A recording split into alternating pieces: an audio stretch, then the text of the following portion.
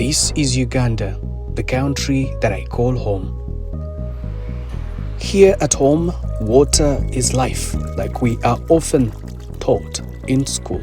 It nourishes, sustains, and connects communities. But for those living along its shores, water is also an untamed force, one that takes as much as it gives. Nowhere is this more evident than in Mayuge district, where the vast expanse of Lake Victoria tells stories of survival and heartbreak. The waters that are meant to be a gift of life have turned into a trap of death.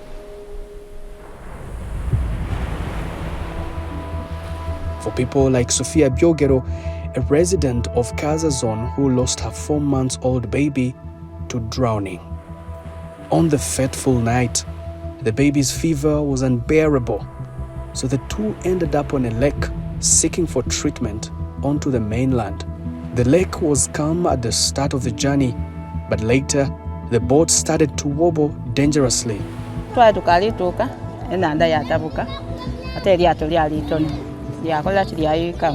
Sophia's plan was to find medication for her baby, but the lake had other plans. Years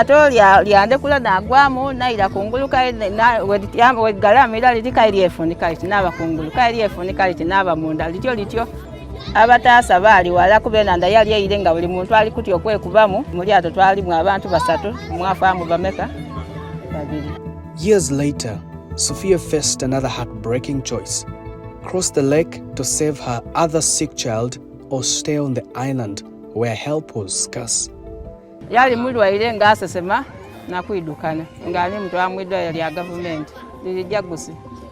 waters, once a trusted friend, had become a deadly gamble for her.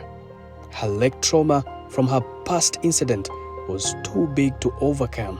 She stayed on the island, but by the time the waters had calmed down, her second baby was gone.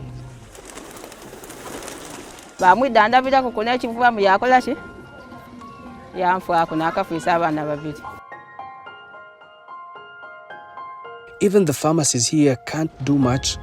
Medicine is scarce, and proper health care feels like a dream too far away. While at the island, I met a new friend. He narrates stories of his friends who have drowned, picking from his young memory like it just happened yesterday.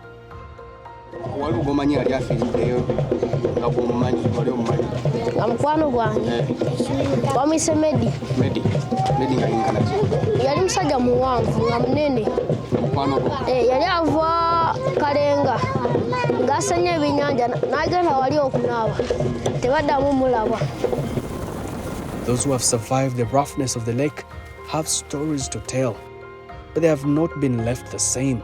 Swibe here was a survivor years ago, but the memory of his colleagues drowning while he was in the same boat have not left him the same. Nali nkuteeka ddumula nga kenkutte n'enkuba enduulu kati waliwo abaali bali kuyita kumpi awo nabo ne bagira ki ne bansanga busanzi ne bantwala kutale.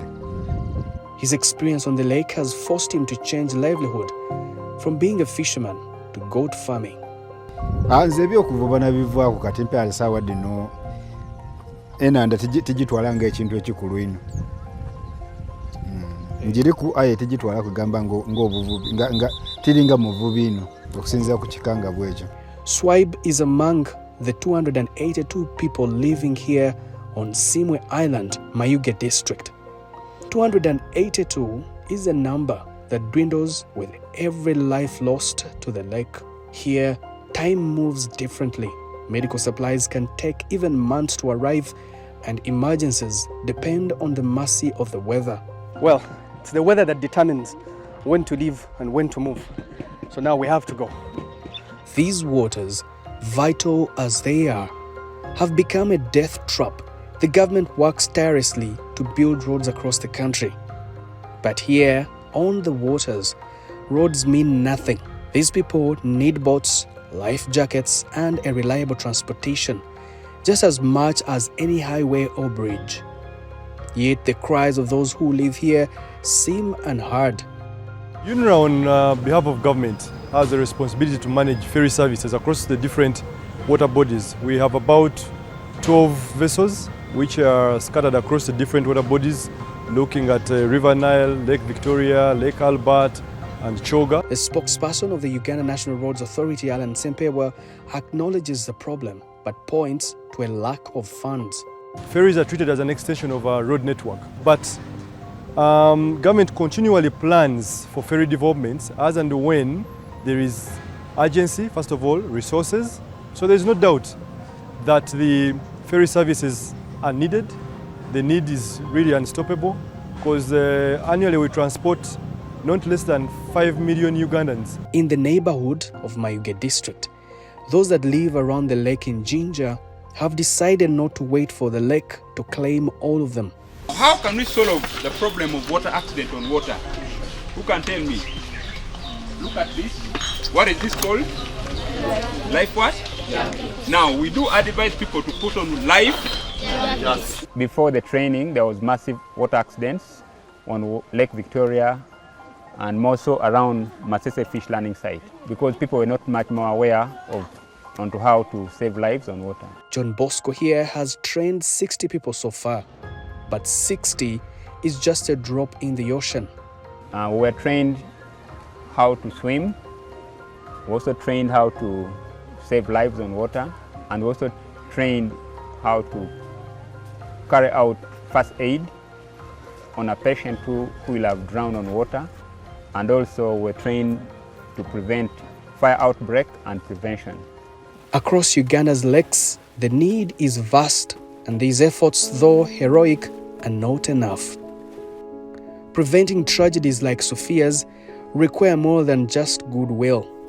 It demands systemic change, allocating water safety equipment to the lakeshore communities, providing rescue boats and enforcing standards in the life jacket market to ensure quality and availability. There's also a call to pass a law requiring all fishermen to learn how to swim before venturing onto the lake. A law that some dismiss as laughable, yet it could create a profound shift in water safety. In Mayuge district, the waters remain both a lifeline and a death trap. While neighboring communities like Jinja are fighting back, Mayuge still waits. How many more lives must be lost before there is action? To understand what steps are being taken to address these tragedies, we turn to Sewagude Sowedi, the Commissioner in charge of International and Transboundary Water Affairs within the Ministry of Water and Environment, who sheds light on the government's strategy for preventing drownings across Uganda. As government, we have prepared a strategy on drown prevention. It's a 5-year strategy that we intend to launch in March of next year, 2025, and it addresses a number of gaps that we identified and prioritized.